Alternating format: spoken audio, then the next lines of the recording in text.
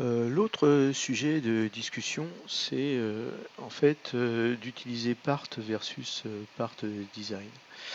Euh, En fait, ce qui se passe, c'est que moi, je préfère utiliser part. Pourquoi? Bah, parce que ça me donne en fait une liberté extraordinaire, surtout avec les opérations qui sont donc les unions, les intersections, tout ça, etc.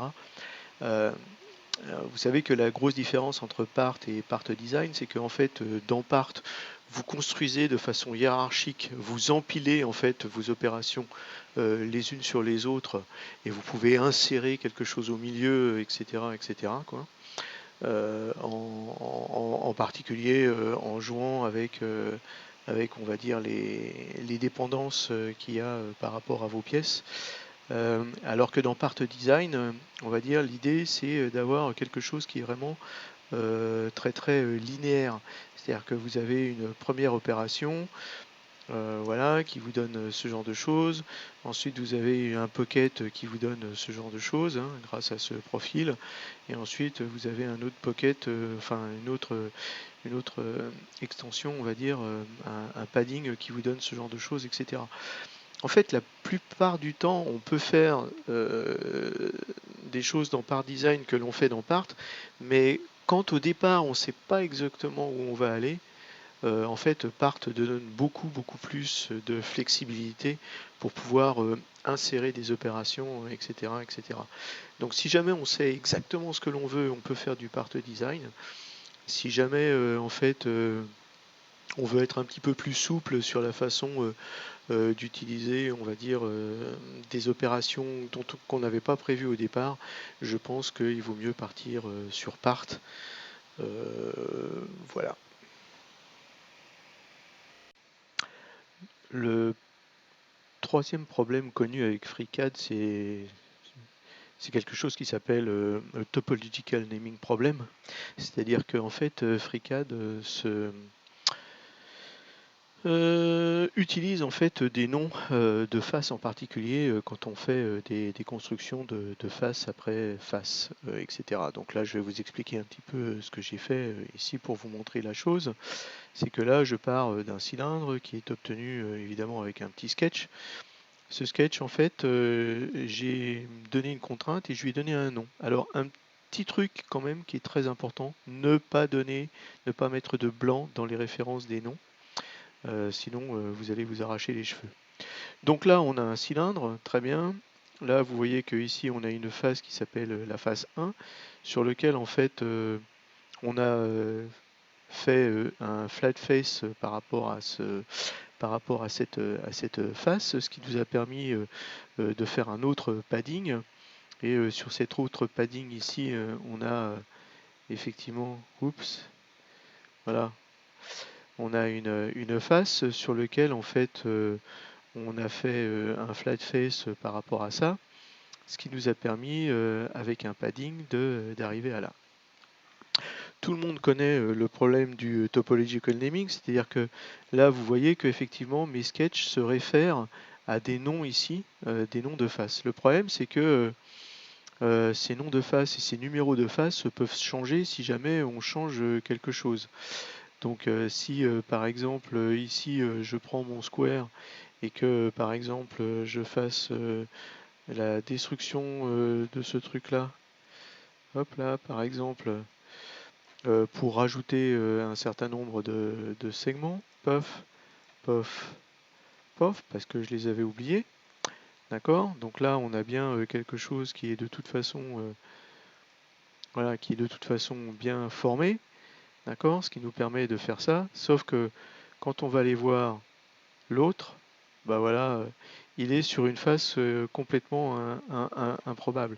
C'est-à-dire qu'il pense qu'il est sur cette, vous voyez, sur cette face-là, alors qu'il n'y est plus, ce qui nous donne ben, quelque chose de complètement improbable. Alors évidemment, si jamais, en fait, quelle est l'autre solution? L'autre solution, c'est par exemple ici, vous voyez que mon sketch, dans son placement ici, dans sa position, j'ai utilisé en fait le cylindre, j'ai utilisé donc des informations qui sont claires. C'est le start cylinder length forward. Voilà. C'est-à-dire que si jamais j'avais mis des lengths backward un petit peu partout, je n'en aurais pas eu besoin. De même que pour le deuxième, en termes de placement, dans sa position, j'ai le start cylinder length forward avec ensuite le second square length forward. Voilà. Et donc effectivement, ça veut dire quoi? Ça veut dire que si jamais je vais ici,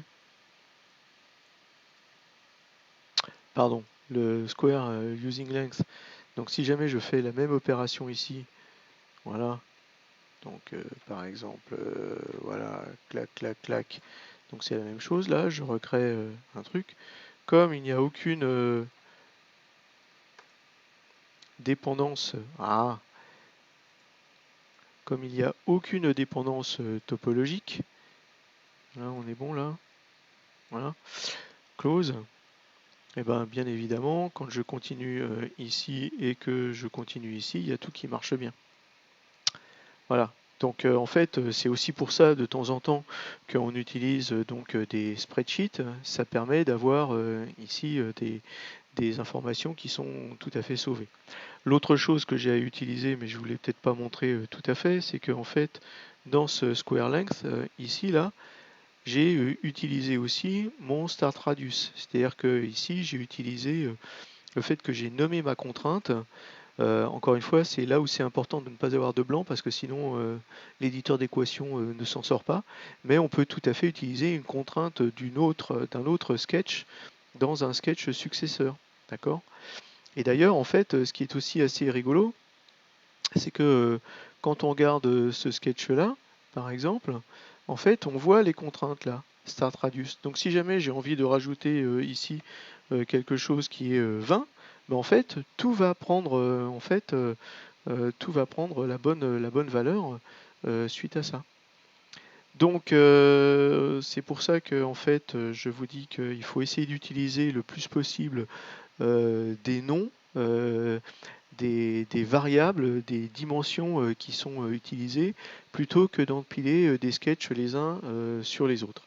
Alors, en fait, ceci dit, il y a des fois où c'est quand même pas très pratique, en particulier, bon, quand on suit les axes X, Y, Z, ça va. Quand on suit des axes obliques, c'est forcément un petit peu plus compliqué. Mais on doit pouvoir s'en sortir avec des notions d'angle, tout ça quand on positionne et quand on place les sketchs par exemple des angles ici et des axes ici. Donc voilà, alors il y a d'autres façons de faire qui sont d'utiliser en particulier ce qu'on appelle des datums, c'est-à-dire qu'en fait on insère entre la dépendance, donc là si jamais je me dis pas que je veux voir ça et que je regarde mon second et mon third flat face, on insère des dépendances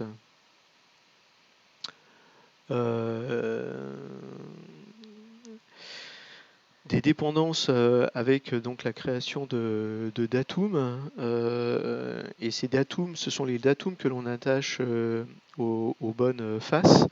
Le problème en fait c'est que quand vous avez vu mon Henkel, ça devient quelque chose de très très compliqué. On va pas supporter d'avoir des datums partout. Donc voilà, le troisième élément, donc c'est donc essayer d'utiliser des informations de spreadsheet, des contraintes nommées, des éléments de dimensionnement, etc. et de placement nommés le plus possible sans essayer d'utiliser, on va dire, les empilements de sketchs les uns par rapport aux autres. Alors ceci dit, donc c'est un bug connu dans la communauté FreeCAD, et en fait il existe une branche qui corrige ce problème. Donc un jour cette branche sera, on va dire, mêlée à la branche principale de FreeCAD, mais de toute façon en attendant, je pense que c'est une bonne pratique en fait de paramétrer le plus possible on va dire, vos designs. Et c'est pour ça qu'il faut utiliser, on va dire, soit les contraintes nommées, soit les éléments de placement et de dimension.